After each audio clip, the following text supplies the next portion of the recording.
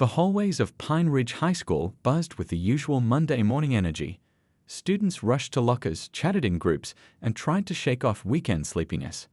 From the outside, Pine Ridge looked like any other public high school, a mix of brick buildings, sports fields, and a front entrance decorated with school spirit banners. The school had won awards for its growing diversity program, and the principal often bragged about how well everyone got along. But Alex Chen knew better. As he walked toward his first class, he noticed the small ways the school remained divided. The cafeteria tables, the parking lot cliques, the whispers when certain students walked by. Alex had transferred to Pine Ridge 3 months ago and quickly learned to read the unspoken rules. "Yeah, Alex," called Raj, waving from his locker. "Ready for that history test?" Alex groaned and adjusted his backpack. "Not even a little bit. Mrs. Peterson always asks the hardest questions." The two friends fell into step, weaving through the crowded hallway. Pine Ridge had changed a lot in the past few years. What was once a mostly white, middle-class school now reflected the changing neighborhood around it. Families from all backgrounds had moved in, bringing new restaurants, businesses, and cultures to what had been a fairly isolated community. Most people welcomed the change, but not everyone. "Check it out," Raj whispered, nodding toward the end of the hall. There stood Brett Thompson, leaning against the wall with his usual group of followers. Brett was a third-generation Pine Ridge student. His grandfather's name was on the school's Wrestling Hall of Fame plaque, and his father donated enough money each year to have the school library named after their family. Brett made sure everyone knew it too. "My dad says the school was better back in his day," Brett was saying loudly enough for passing students to hear. "Now they're letting just anybody in." His friends laughed, while other students lowered their eyes and walked faster. Alex and Raj turned down another hallway to avoid the group. "Just ignore him," Raj said. "He's been worse since his dad got mad about the school renaming the spring dance." The school had recently changed the Founders Bowl to the Community Celebration to be more inclusive. Brett's family had been among the town's original settlers, a fact he mentioned in nearly every class discussion. Later that morning, new student David Washington walked into his second-period English class. The teacher smiled warmly. "Everyone, this is David. He just moved here from Chicago. Let's make him feel welcome." David nodded shyly and took the only empty seat, which happened to be next to Brett. As David sat down, Brett scooted his desk a few inches away, making a show of the movement. "Now," the teacher continued, "we were discussing the theme of belonging in this novel. Any thoughts?" David raised his hand. "At my old school, we read this book too. I think the main character struggles because people judge him before knowing him." The teacher beamed. "Excellent point, David." Brett rolled his eyes dramatically and whispered something to his friend in the next row, who snickered. But what surprised everyone was when David continued to make thoughtful comments throughout the class. By the end of the period, several students were nodding along with his points. Even the teacher seemed impressed. "That new kid is smart," Alex overheard someone say in the hallway after class. "He really knows his stuff." At lunch, David sat with a friendly group that included players from the basketball team. It turned out he had played point guard at his previous school and had even been scouted by some colleges. Brett watched from across the cafeteria, his expression darkening. He was used to being the center of attention, the star athlete, the guy from the important family, the one everyone wanted to impress. But more and more, students like David were coming to Pine Ridge and finding their place, earning respect that had nothing to do with family names or tradition. As the lunch period ended, Brett huddled with his friends near the water fountains in the main hall. Something about the new kid getting so much positive attention had pushed him over the edge. "This is still our school," he said quietly, "and I think it's time we reminded everyone of that." His friends exchanged glances, not entirely comfortable with the look in Brett's eyes, but too afraid of losing their social standing to speak up. None of them realized that the small plan they were hatching would end up changing everything at Pine Ridge High, especially for Brett himself. The next day started like any other at Pine Ridge High. Students rushed through the hallways, some still half asleep, others laughing and talking about last night's game. The morning sun streamed through the windows, catching dust particles floating in the air. Brett arrived early, which was unusual for him.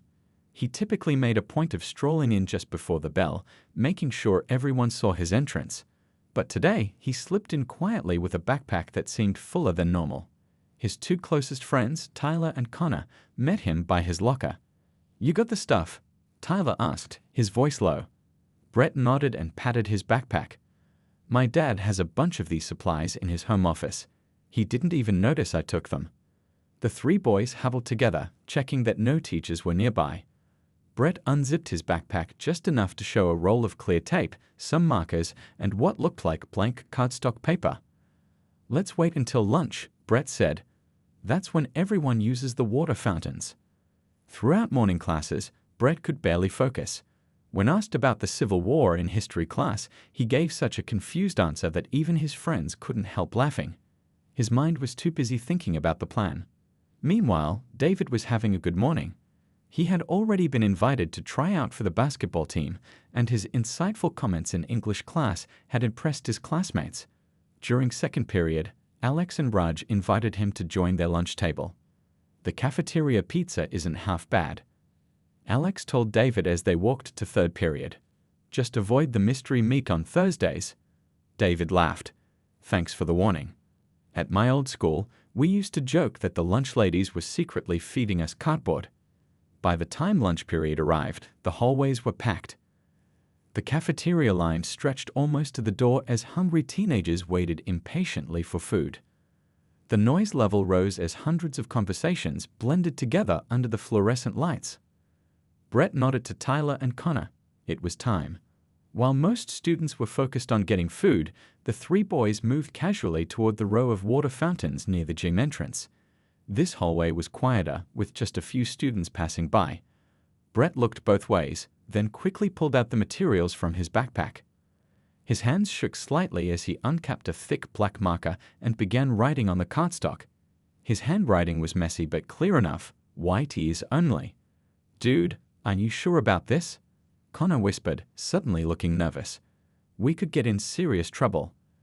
"Don't be such a baby," Brett snapped, though his own heart was pounding. "It's just a joke. My dad says this is how it used to be anyway." "Your dad says that?" Tyler asked, looking uncomfortable. "Well, not exactly," Brett admitted. "But he talks about the good old days all the time. This is just making a point."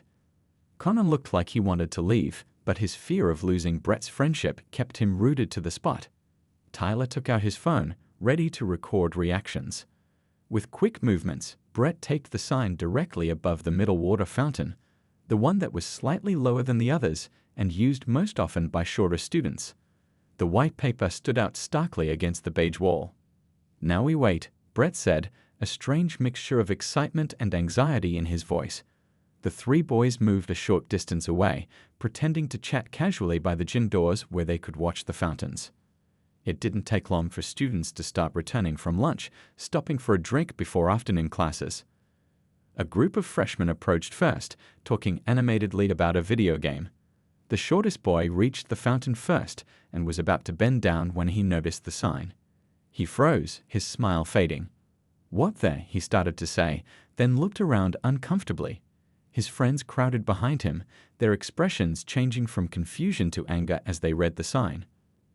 A girl from the tennis team spotted it next and immediately pulled out her phone to take a picture. "Who did this?" she demanded loudly, looking around the hallway. Brett and his friends snickered quietly, but their laughter died when they saw David round the corner. The new student was walking with two members of the basketball team, deep in conversation. All three stopped abruptly when they saw the small crowd gathering around the water fountains. Brett felt a surge of satisfaction watching David's face change as he noticed the sign. This was exactly the reaction he wanted, to make the new kid feel unwelcome, to remind him who really belonged at Pine Ridge High. What Brett didn't notice was the school security guard turning the corner, radio in hand, walking directly toward the growing commotion. David stood frozen for a moment, staring at the sign above the water fountain. The hallway had gone strangely quiet. Even the usual chatter between classes seemed to fade as more students noticed what was happening. Some looked away in embarrassment, while others watched with wide eyes, waiting to see what would happen next. The two basketball players with David, Terrell, and Miguel stepped forward protectively. "Who did this?" Terrell demanded, his voice echoing in the now silent hallway. From their spot near the gym doors, Brett nudged Tyler, who was still filming with his phone. "This is going to be epic," Brett whispered, a smirk spreading across his face. What happened next caught everyone by surprise, especially Brett. Instead of looking upset or walking away, David pulled out his own phone and started taking clear pictures of the sign. His face was calm, determined rather than afraid. "What's he doing?" Connor whispered nervously. David turned to the growing crowd. "Does anyone know who put this up?" he asked, his voice steady and loud enough for everyone to hear. No one answered at first. Then a freshman girl pointed toward Brett and his friends. "They've been standing there watching everyone this whole time," she said. All eyes turned to Brett. Under normal circumstances, this kind of attention would have been exactly what he wanted. But something about David's confident stance made him feel uneasy. Mr. Rivera, the security guard, pushed through the crowd. "What's going on here?" he asked, then stopped short when he saw the sign. His face darkened. "Who's responsible for this?" Brett tried to step back, hoping to blend into the crowd, but Tyler and Connor had already moved away from him, creating a noticeable gap. Brett stood alone. David walked straight up to Brett, phone still in hand. "Was it you?" he asked, not aggressively but with a firmness that demanded an answer. Something about being directly confronted made Brett's fake confidence surge back.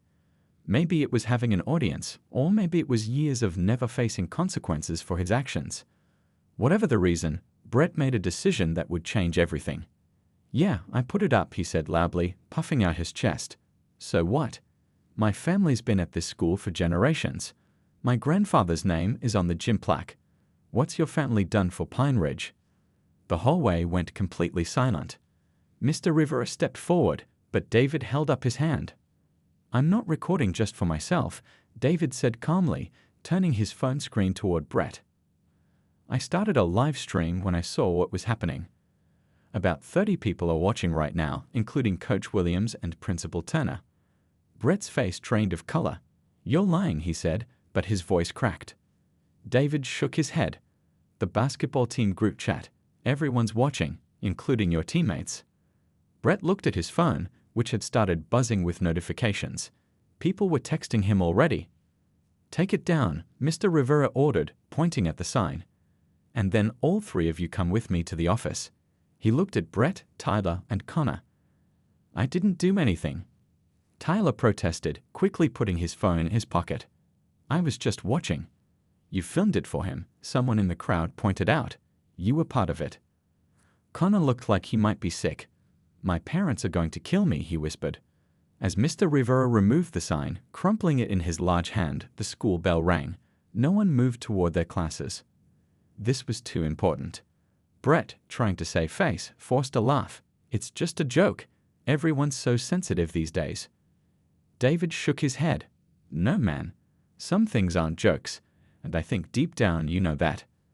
Something in David's calm response made Brett's fake smile falter. For the first time, he felt a twinge of something unfamiliar. Maybe it was shame. Mr. Rivera put a firm hand on Brett's shoulder. "Let's go. Principal Turner will want to see this right away." As the three boys were led away, the crowd parted silently. David stopped his live stream and looked at the water fountain, now free of the hateful sign. Terrell patted him on the back. "That was brave," he said quietly. David shrugged. "Not really. Sometimes you just have to stand up. My grandfather taught me that." What none of them realized was that the live stream had already been shared beyond the basketball team. By the time the final bell rang that day, parents, other schools, and even a local news reporter had seen what happened at Pine Ridge High's water fountain and how one new student had calmly stood up to years of unchecked privilege and prejudice. Principal Turner's office had never felt so small. Brett sat stiffly in a chair across from a large desk, avoiding eye contact with anyone. Next to him, Tyler fidgeted nervously while Connor stared at the floor, looking like he might throw up. Mr. Rivera stood by the door, arms crossed. "I've been principal at Pine Ridge for 15 years, Mrs. Turner said, her voice unnervingly calm. "In all that time, I have never been so disappointed." She placed the crumpled sign on her desk.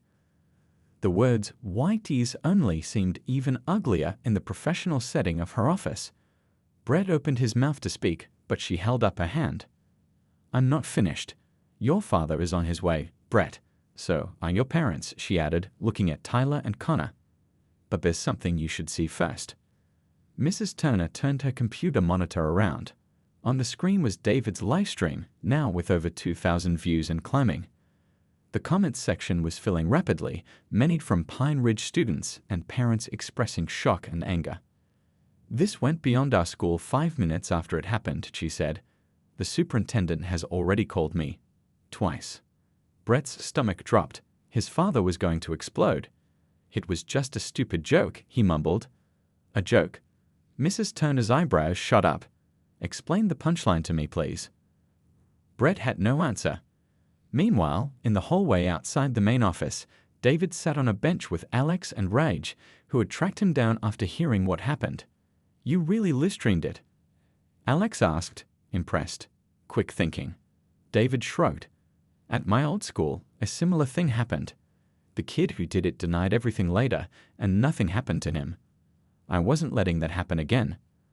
The office door opened, and Ms. Lee, the vice principal, called David in. Principal Turner would like to speak with you, she said kindly. As David entered the office, Brett didn't look up. The tension in the room was thick enough to cut with a knife. David, Principal Turner said warmly, thank you for coming. I wanted to personally commend your handling of this situation. You showed remarkable restraint and maturity. David nodded but seemed uncomfortable with the praise. I just did what anyone should do. But not what everyone would do, she replied. That's the difference. The office phone rang, and Mrs. Turner answered it. Her expression changed as she listened. I see. Yes, he's here with me now. I understand. Yes, we'll handle it internally first, but yes, I know it's your job. Thank you. She hung up and looked at the boys. That was Channel 8 News. They've seen the video and want to do a story. Tyler gasped. Brett finally looked up, his face pale. The news? But, Brett started. Actions have consequences, Brett, Mrs. Turner said firmly. Bigger ones than you anticipated, clearly. The office door burst open, and a tall man in an expensive suit stormed in. Brett's father, Robert Thompson, looked around the room wildly until his eyes landed on his son. What's going on? He demanded. I got pulled out of a meeting for this. Mrs. Turner stood. Mr. Thompson, please have a seat. We have a serious situation involving Brett. Whatever it is, I'm sure it's been blown out of proportion, he said dismissively, remaining standing. Boys will be boys. Mrs. Turner's expression hardened. Without a word, she turned the monitor so Mr. Thompson could see the video that now had over 5,000 views. The color drained from his face as he watched his son admit to putting up the racist sign. I don't understand, he stammered, no longer looking so confident. Brett wouldn't. We don't teach. He trailed off, watching the video play through. David stood quietly, feeling uncomfortable witnessing the family moment. Outside the office window, they could see Tyler's mother arriving, looking upset. Connor's parents were right behind her. Principal Turner addressed Brett directly. You're suspended immediately, pending a disciplinary hearing. Tyler and Connor will also face consequences for their involvement. Brett's father finally sat down, the reality of the situation sinking in. By that evening, the video had taken on a life of its own. David sat at his kitchen table, trying to explain to his parents what had happened. His mom listened with wide eyes while his dad paced back and forth, phone in hand. 20,000 views, his dad said, shaking his head in disbelief. And comments from all over the state. David pushed his dinner around his plate. I didn't mean for it to blow up like this. I just wanted to make sure Brett couldn't deny what he did. His mom reached over and squeezed his hand. You did the right thing, honey. I'm proud of you for standing up like that. The school called while you were in the shower, his dad added, sitting down at the table. Principal Turner wanted to make sure you're doing okay. She also mentioned that a reporter has been trying to reach you for comment.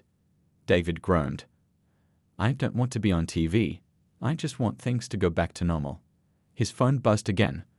Another text from Alex. Dude, you're trending locally. #PainResistance is everywhere.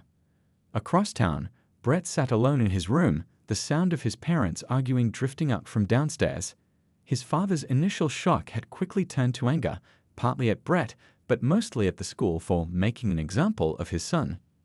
It was a stupid prank. Brett had heard his father shout, "When I was in school, kids did worse and nobody called the news." His mother's voice was quieter but firm. "Robert, stop making excuses for him. This is serious." Brett's phone had been blowing up all afternoon, mostly people unfollowing him on social media or sending angry messages. The wrestling team group chat had been silent except for one message from the coach: "Emergency team meeting tomorrow, 7:30 n.m. Mandatory." Brett flopped back on his bed, staring at the ceiling. How had everything fallen apart so quickly? This morning, he was one of the most popular guides at Pine Ridge. Now he was radioactive. No one wanted to be associated with him. Even Tyler had texted, "My parents are freaking out. I think we should keep our distance for a while." Only Connor had called, sounding like he'd been crying.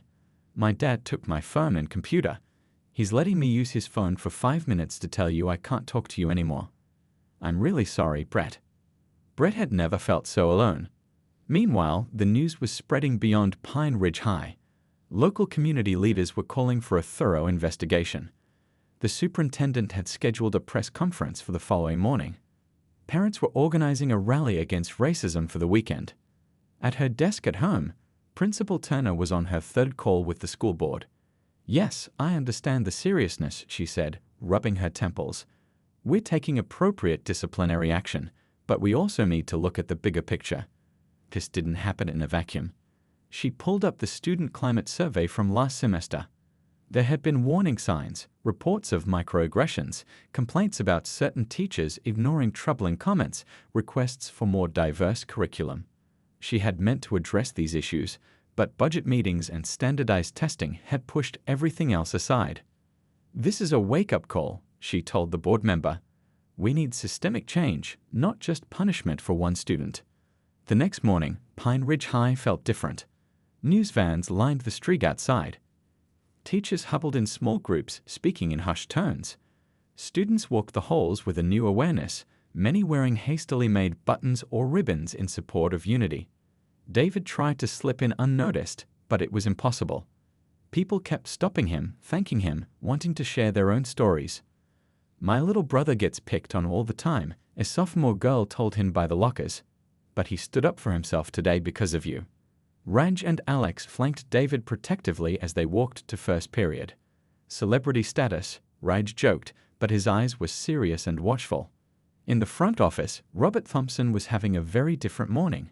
He sat across from Principal Turner, his lawyer beside him, as they discussed Brett's future at Pine Ridge. "The disciplinary committee is recommending a 3-week suspension, followed by community service and diversity training," Principal Turner explained. "That's excessive," the lawyer argued. "It was a first offense." Principal Turner leaned forward. "Mr. Thompson, I've reviewed Brett's disciplinary file.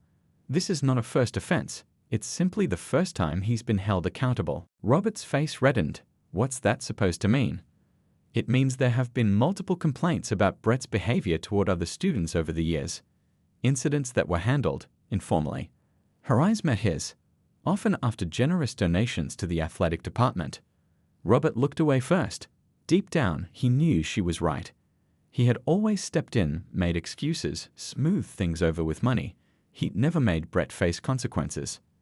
Outside in the hallway, students gathered around someone's phone, watching the local news live stream of the superintendent's press conference. Pine Ridge High School has always prided itself on inclusion and diversity, the superintendent was saying.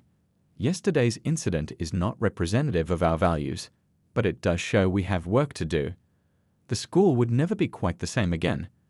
And for many students, that wasn't necessarily a bad thing. The weekend brought rain to Pine Ridge, but it didn't dampen the spirit of the community rally at the town square. Hundreds of people gathered under umbrellas and raincoats, many holding handmade signs. "Hate has no home here," and Pine Ridge stands together among them. David stood awkwardly near the back of the crowd with his parents. He had tried to avoid coming, but his dad had insisted it was important to show support. Now, watching the diverse crowd of faces, teachers, students, families, community leaders, David felt a strange mix of emotions. Pride, yes, but also a lingering uneasiness about being the accidental center of attention. "Look who's here," Raj said quietly, nudging David's arm. Through the crowd, David spotted Connor standing with his parents.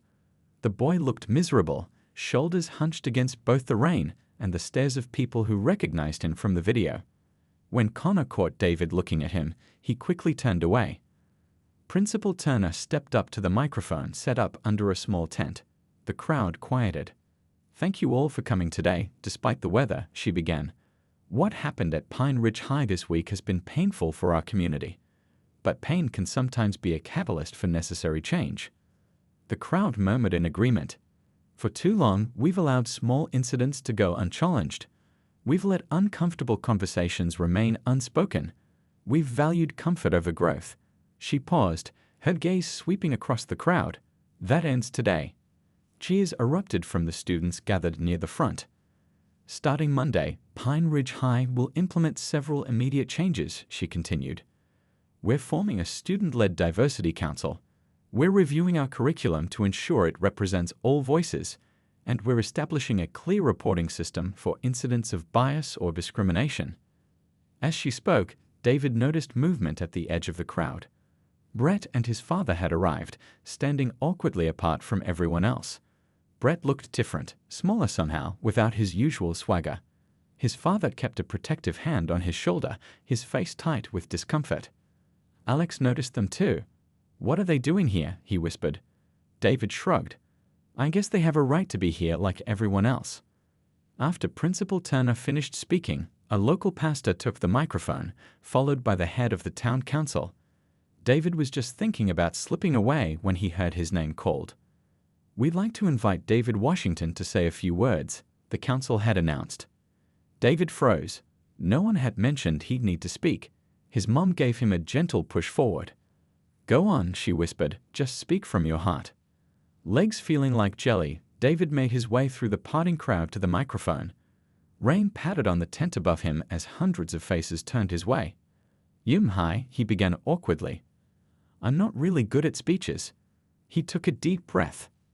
What happened at school wasn't just about one sign or one person.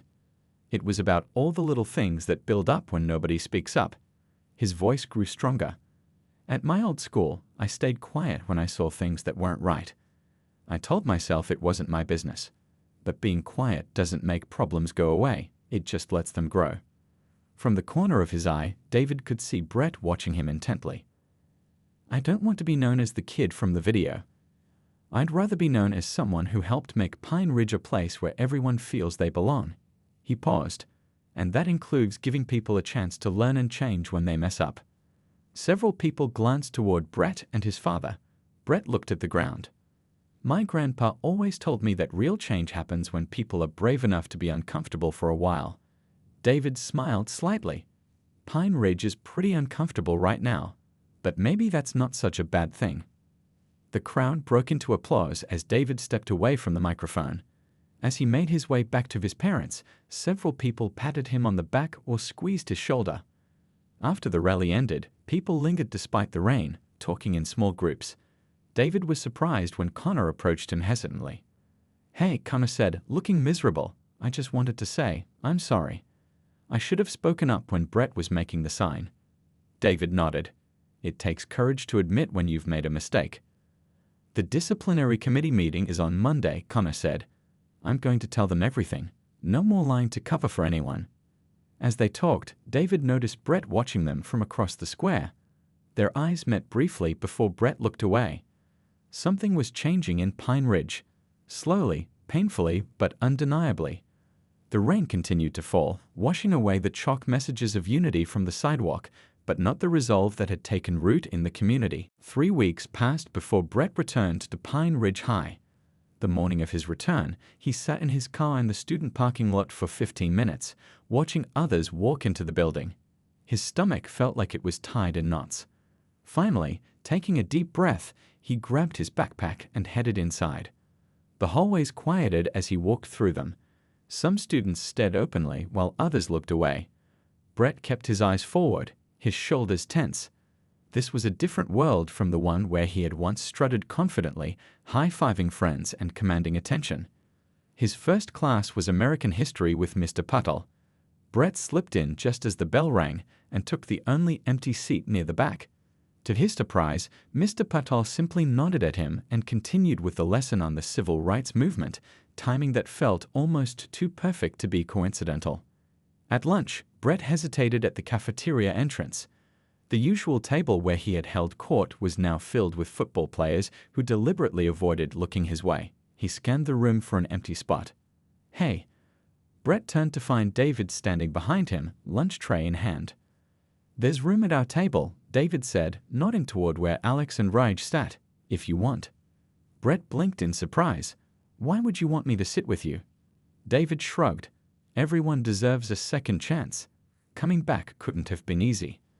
Brett followed David across the cafeteria, aware of the eyes tracking their movement. When they reached the table, Alex looked up with raised eyebrows but slid over to make room. "Thanks," Brett said quietly as he sat down.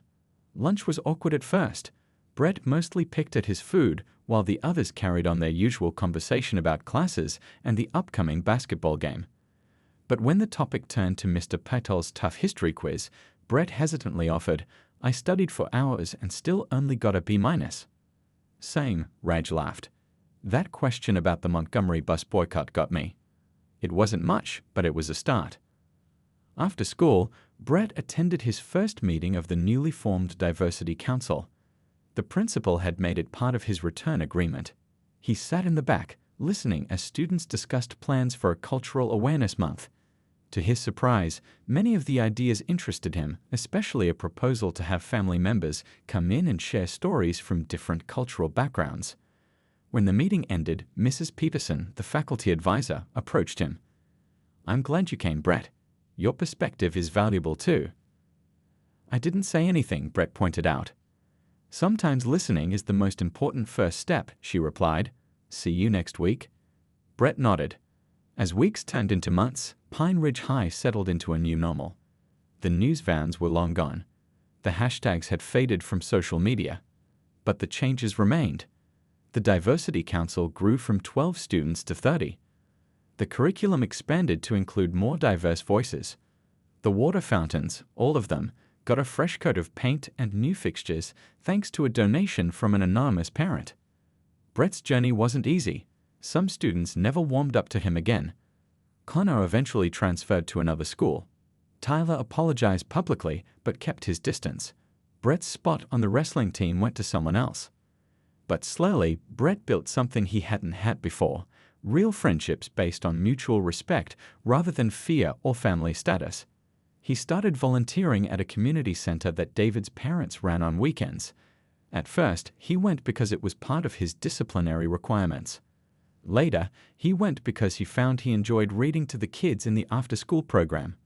One afternoon in spring, Brett was refilling his water bottle at the fountain where he had once placed that hateful sign.